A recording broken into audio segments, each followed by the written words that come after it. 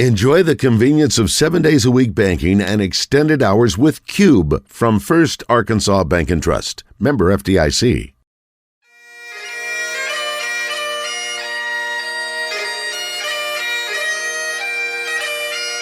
It's time for From the Short Grass with Trey Schaap, a golf podcast for those who love golf, struggle with golf, and just like to enjoy the outdoors and fellowship with friends, all while chasing a ball around trying to put it in a 4 1/4 inch diameter hole.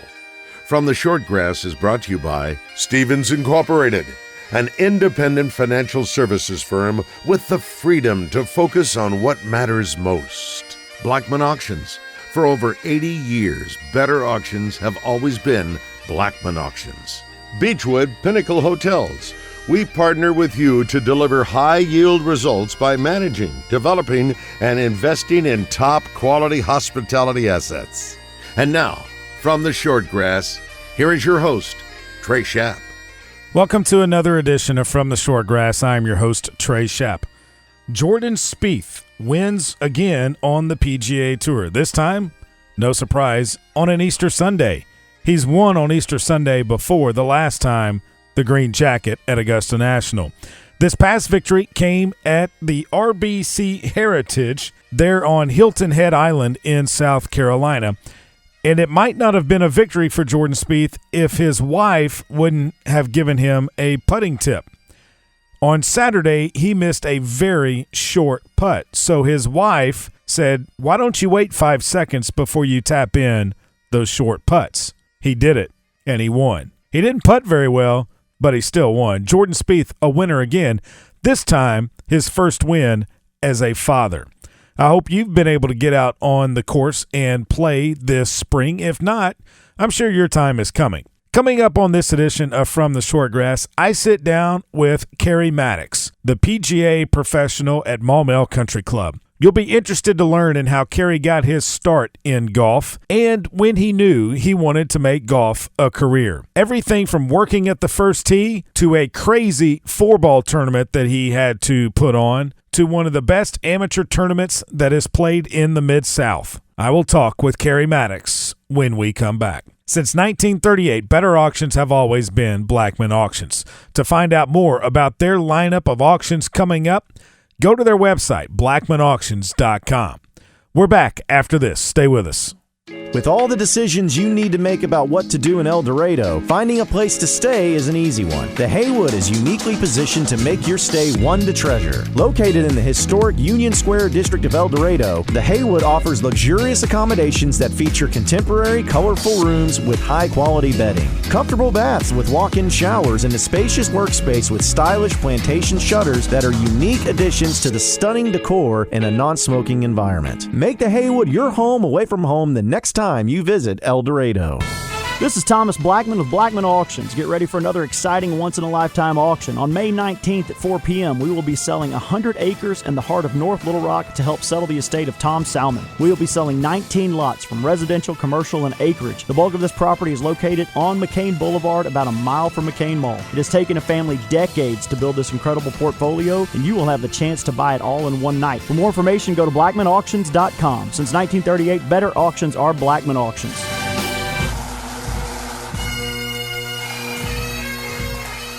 Welcome back to this edition of From the Short Grass. Now on the tee, the head golf professional of Maumelle Country Club, Cary Maddox. Cary Maddox, thanks for joining me on From the Short Grass, head golf professional here at Maumelle Country Club in Maumelle, Arkansas. And you've traveled around a little bit, as most golf professionals do, but I believe you found a home here in Maumelle. Is that true?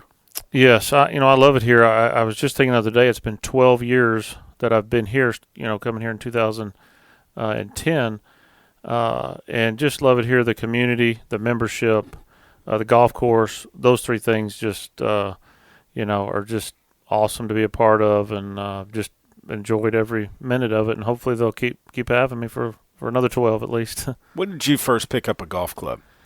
Oh gosh, I was probably, I was 7 years old, 8 when my dad had played, and I kind of probably then, I was fortunate enough to have a neighbor who built clubs, had an old kind of RV up on blocks in his backyard and in Hot Springs, and so he cut me one down once he saw this might have a little interest. So he cut me a club down and maybe one or two clubs and just swinging those. But so I was young, but didn't really get going for a few more years probably. But Played in high school?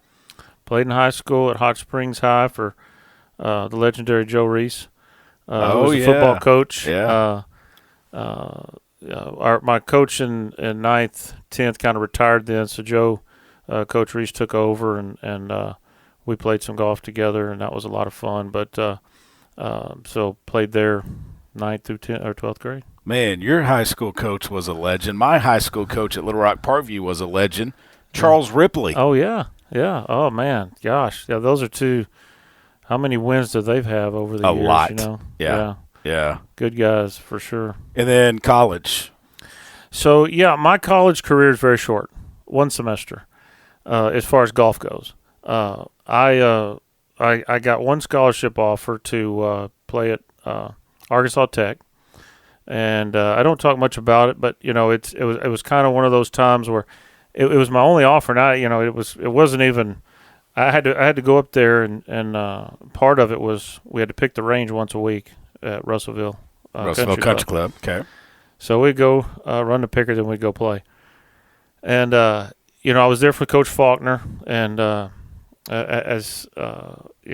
was a time where I kind of got burnt out on golf. And, maybe played in a couple of matches in the fall, but nothing ever serious. And then when semester was up, I just I went back home, said, that's not the right place for me, which looking back, of course, a lot, hindsight's 20/20 or whatever, but it's, I wish I would have stuck it out. But I quit playing golf for so that was 91 when I graduated, went up there in the fall of 91. And I bet you the whole 1992, I probably played 2 rounds of golf. Really? Yeah. And I just went through a time, I joked with my dad the other day about I said, well, I went through a time in my life where I thought I knew everything, but I knew nothing.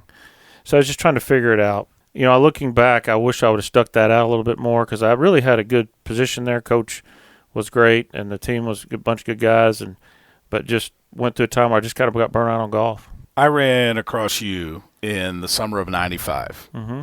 I say the summer because it really started in May, which May's not really summer. It's more spring. But here at Maumelle Country Club, right. You were the assistant to Jim Modell. I came in and was in between semesters at school, and Jim brought me in, let me work here in the golf shop as well. And since then, you stayed in golf. I did not. I still play, but I didn't stay involved with golf as a career.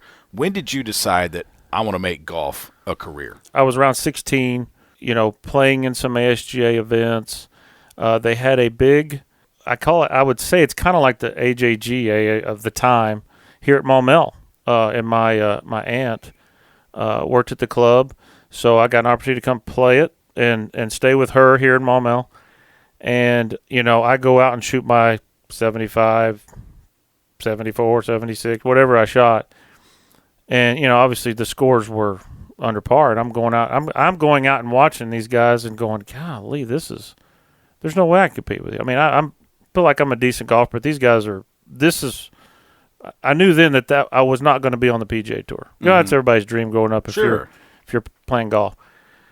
So I said, well, I really enjoy golf, so I've got to kind of go a different route. So I was already kind of working at the country club in Hot Springs, and John Inslee was my first boss, Donnie Owens. Of course, Barry Howard, he was an assistant that time frame. So watching those guys and just said, I got to be a part of it. So that's kind of when I knew that was going to be my route if I wanted to be in the golf business. Of course, I kind of told you about the little burnout I went through, but it kind of came back as you mentioned when I started working here in college. I just came in, talked to Jim, and said, hey, I'll do whatever. Well, you know what that means? That means you're going to go pick the range. Mm-hmm. So in college, just coming in, working part-time, doing that, and, eventually worked my way up into that time frame, 96, 7, into the golf shop, and there you go. and then the first tee is born, and you find your way out there. Yeah, so I left Maumelle in '97, went to Texas, worked for my cousin Bobby Wilson. 4 years later, they opened the first tee. I sent my resume. Long story short, I'd actually sent my resume to Beth up in the Fort Smith first tee because I'd met her on a plane ride, just to kind of on a whim. And she said, well, they've kind of had their schedule or their staff set, so she said she'll forward it on to Ginger. Well, it didn't happen for a while because it took a little bit to get that opened up and get going. But as soon as they felt like, hey, we're ready to open, we got to start hiring some more staff. She called me, or I guess I think I resent my resume or something like that, and they had it. So then that opportunity came back, and I mean that was a great time out there. I mean, just being a part of that, opening up. I'd never been a part of opening up a facility, but then to add in that, it was one of the best first tees and the facility and all, and the Stevens family and all that good stuff. I was there for 2 years. So is that where you developed your love of teaching the game? Yes, very much so. I mean, I started teaching a little bit when I was in Texas. We started a junior program down there in Waco, and but being there and being around the kids a lot and getting to go to some of the training we got to go through the first tee and all the techniques that were used, and just seeing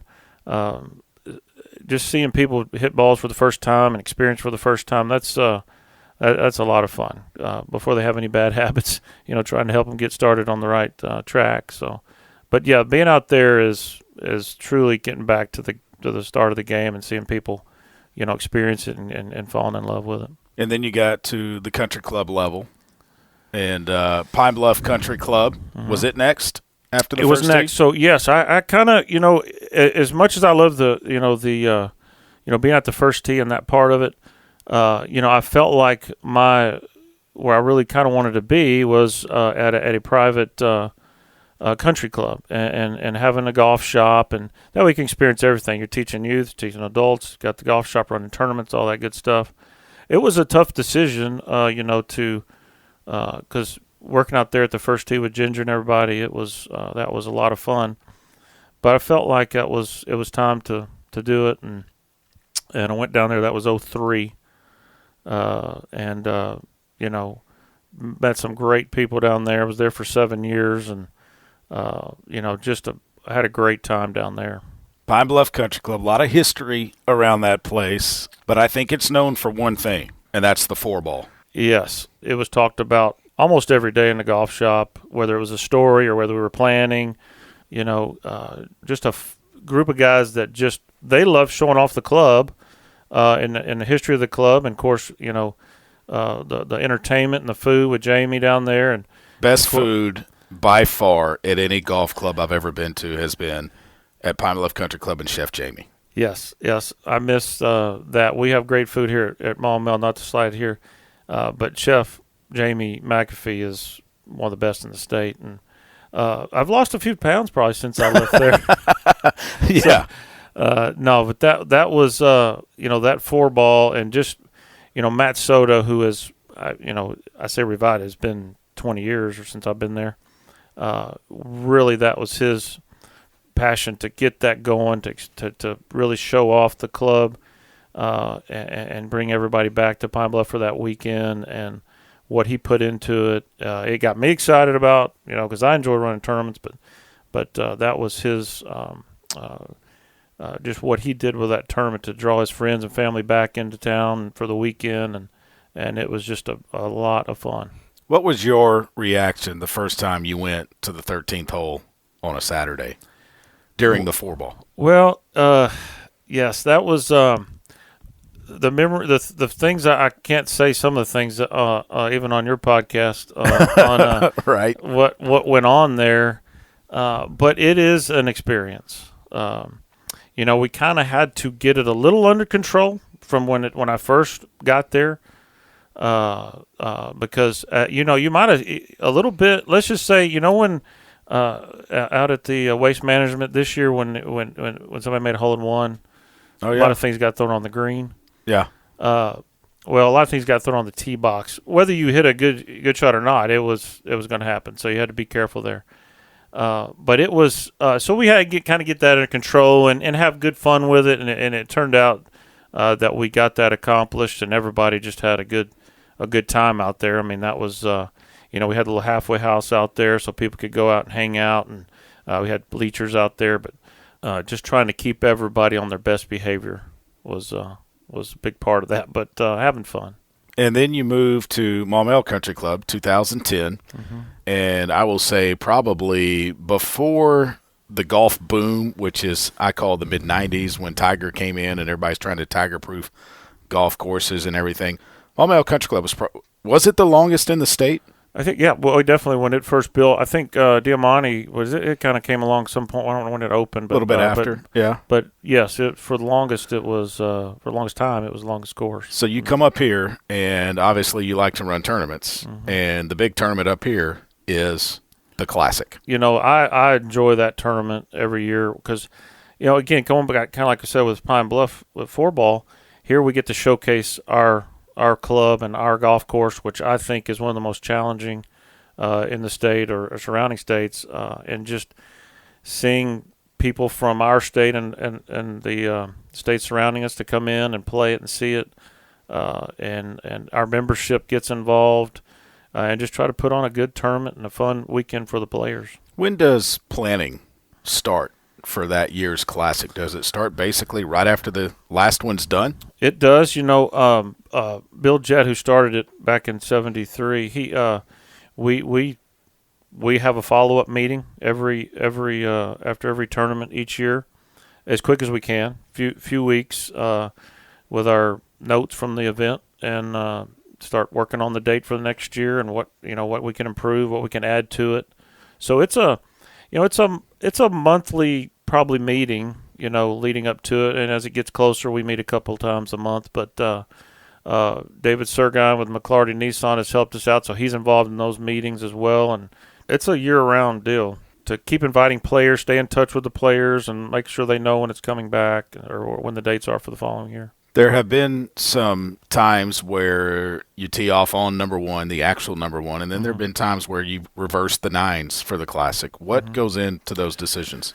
Well, I think a lot of it is having it finish what is our regular number 9, just having it finishing right there close to the clubhouse has been some of the thought in the past. I'm not real sure. Since I've been here, we've set it up with our number one, the regular number 1, as the number 1 hole and finishing on 18, kind of like we normally play it. One year, we had the flood a couple years ago, so the way the course was, we felt like we wanted them to get the back 9, which had flooded, and we had some issues with the bunkers, kind of get that out of the way. So we started on what is number 10, and it was interesting to see how it flowed out, because you got when you flip it that way, you got our original, which is 6, 7, 8, 9, great finishing holes still on that side. So we're kicking around the idea of this year doing a double tee. Right now with our large field, 140, we had almost 150 players last year. That takes tee times deep into the afternoon, and if you have any weather, it's hard to finish. There have been some changes to Maumelle Country Club, specifically the backside most recently, with changing how some of the bunkers are and the way the course looks aesthetically as well.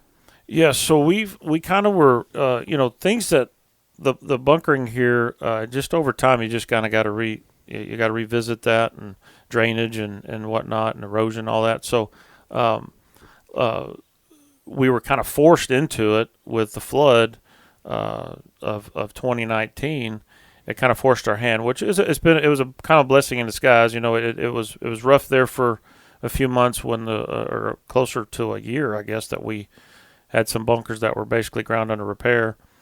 But it forced us to kind of do a little redo of the back 9, irrigation-wise and bunker-wise. We kind of joke and say it's flood-proof. It's not really flood-proof. What we had to try to adjust the bunkers to where, when it does flood on the back 9, it comes downstream there, and when we had that flood, it pulled those bunkers that were ultimately on the backside of a green to drag all that sand across, and just like sandpaper, just almost destroyed strips of the green.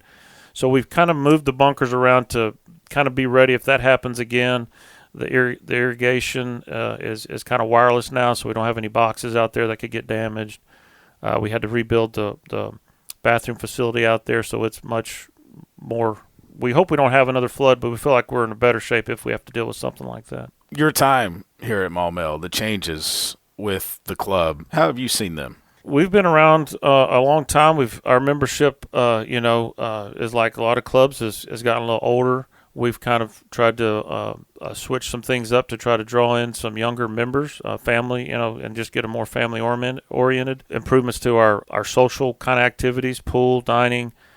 We've added pickleball, which is taken off here at our club, and just trying to develop multiple tees to be favorable on the course, so you can play all levels, junior tees, forward tees, things like that, to just make it a good experience as overall for all club members. Best golf course Cary Maddox has ever played? Oh, gosh. One of my favorites to play is Old Waverly. If I thought a little bit more about it, I may change that, but I love going down there. I played a course who our friend Adam Carney told me about, Steelwood. I almost forgot the name. Steelwood down in kind of Maumelle area. Not that I fish or hunt, but it's a fishing, hunting golf club.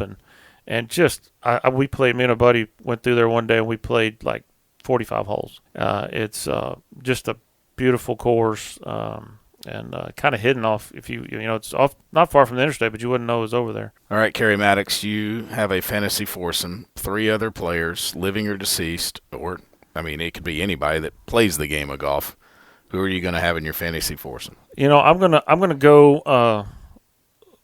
It's got to be my dad, Roger, Papa, as we call him, and my son Sam. I probably would. I have to go 5 because I can't leave my daughter out. Although she doesn't play much anymore, she loves Topgolf. Well, you're the head pro, so you can say Fisum can go play. We can have fun out here. I've seen 8, 9, 10 play in a group. Yeah, and then the other one. I knew you were going to ask me this, so I thought about this question. Somebody I didn't get to ever play golf with was my dad's dad. His name is Carl Freeman, but we called him Peepaw. And I never got to play golf with him, although he played. He fished probably more so, but I had gotten some persimmon woods from him and refinished and everything, and so probably would love to go out and play with, an opportunity to play with him. So that'd be awesome. Yep. There's some good fishing out here on this course too, I hear. I tell you what, you see a lot of private carts. Of course, you can have your own cart out here, and most of them have a fishing pole out the back of the golf bag. And if there's ever a little delay, hopefully pace plays good out here, but they'll certainly stop and throw it in there. And I get texts with a lot of pictures of fish. Wow. From members out there playing, but yeah, they love. I guess we can call ourselves a fishing club too, right? Yeah, you might as well. Yeah. A fishing, social, golfing club. No hunting, though. No, don't want to kill the deer out here, although there are a lot out there. We have Roe, our geese dog, Roe. That's Lance, our superintendent's dog that helps us try to control the geese population, keep them out of here. Yeah, this part of the country, it's pretty bad. Yeah, Roe's doing a good job though. But we're not hunting those. We're just trying to keep them away. That'll be good. Cary, thanks so much. Thanks for all you do for golf in the state of Arkansas, and best of luck this year and in the years in the future. Yes, sir. Thank you for having me. I appreciate it. Beechwood Pinnacle Hotels is one of our great sponsors of From the Shortgrass. If you're going up to Northwest Arkansas to Razorback baseball games, going up there to visit your friends, or you might have some kids that go to school at the University of Arkansas, check out the Staybridge Suites right across from Baum Walker Stadium there in Fayetteville. You can find out more about Beechwood Pinnacle Hotels online, bphotels.com. We're back after this. This is Thomas Blackman with Blackman Auctions. Me sponsoring a golf show is great irony. I've been a phenomenally bad golfer for 30 years. I don't know the difference between a penalty area and a bunker. I like it, but I'm really bad. You listen to this show and to Trey because he's a great golfer and knows the game backwards and forwards. I know auctions like Trey knows golf. I've been a professional auctioneer for 30 years. I know auctions. Trey knows golf. Listen to the correct expert. Call me to learn about auctions, not Trey. Since 1938, better auctions are Blackman Auctions. Strength is measured not by the number of accounts. Strength is placing value on relationships. It's having the vision and the guts to invest in growth. It's the commitment to responsibly manage your money. At Stevens, we believe that our strengths build success, not only for us, but for our clients. Stevens, Member NYSE, SIPC. With all the decisions you need to make about what to do in El Dorado, finding a place to stay is an easy one. The Haywood is uniquely positioned to make your stay one to treasure. Located in the historic Union Square district of El Dorado, the Haywood offers luxurious accommodations that feature contemporary, colorful rooms with high-quality bedding, comfortable baths with walk-in showers, and a spacious workspace with stylish plantation shutters that are unique additions to the stunning decor in a non-smoking environment. Make the Haywood your home away from home the next time you visit El Dorado. Welcome back to this edition of From the Shortgrass. On the tee, with our rules segment, here's PGA Master Professional Adam Carney. Adam, this comes in from Christina in Bryant. She says, my ball is on the green and there are a couple of ball marks and bad spots on the green between my ball and the hole. What can I fix? Christina, great question. This is one of the new rules since the realignment of the rules a couple of years ago. You've always been able to repair ball marks that are on the green. That's not a problem. You've always been able to repair old hole plugs. Like, say you play the first round, the hole was here and now the hole's over here and the old hole plug is there. Maybe it's slightly raised. You've been able to repair those things as well. Now we can tap down spike marks. Now we can pull a stone that's been embedded into the green out and repair that. So there's not a whole lot as far as typical things that just kind of happen, whether it's a ball marker, a spike marker, an indention point from a stone or a nut or something like that. I've seen that one. But we can move into some different areas because you can have ground under repair or an abnormal ground condition on the putting green. Sometimes they're marked. Most often they're not. And it gets to the committee to decide, okay, hey, we've got this area on the, let's say, the front portion of the 8th green that we've had a problem with, and we're going to determine that area to be an abnormal ground condition, and now you're having to putt through that. Under those circumstances, you're going to be entitled to relief. You're going to move your ball to either side, your nearest point of relief, just like you would for an abnormal ground condition, and place the ball in that situation on the green and play from there. However, the caveat there is your ball must be on the green. If your ball is off the green, you're not going to get relief from that abnormal ground condition. So you can always call an official in and say, hey, look, I think I have an abnormal ground condition between me and the hole here. The committee, referee, whatever, can make that decision and say, yes, I'm going to make that an abnormal ground condition, give you relief, move your ball to the nearest point of relief to the side where you're going to avoid it, and then he's going to mark that spot. Mm-hmm. Interesting. Christina, thanks for the question. And I hope it helps you out. If you've got a question on the rules of golf, email us at fromtheshortgrass@gmail.com. That'll do it for this edition of From the Shortgrass. But before we go, if you are a competitive golfer, I want to draw your attention to the Arkansas Amateur Championship that is coming up here in just a couple of weeks. It's going to be Thursday, May 19th through the 20th. At Hardscrabble Country Club in Fort Smith. Now, the reason I bring your attention to it is a true state amateur. You will not have divisions like in years past. There's only one division for men, one division for women. You need to go to asga.org to sign up. The entry deadline is coming up. May 5th at 4 o'clock is the deadline, or if the tournament fills up. They have a select number of places available. So if you want to play in the Arkansas State Amateur at Hardscrabble Country Club coming up at the end of May, you need to sign up now. I leave you with this golf quote from the great Bobby Jones, Augusta National co-founder. He said, "I shall never forget my first visit to the property, which is now Augusta National. The long lane of magnolias through which we approached was beautiful. The old manor house was charming. The rare trees and shrubs of the old nursery were enchanting. But when I walked out on the grass terrace, under the big trees behind the house, and looked down over the property, the experience was unforgettable. It seemed the land had been laying there for years, just waiting for someone to lay a golf course upon it." The next time you find a ball mark on the green, I hope you fix it and a couple of more.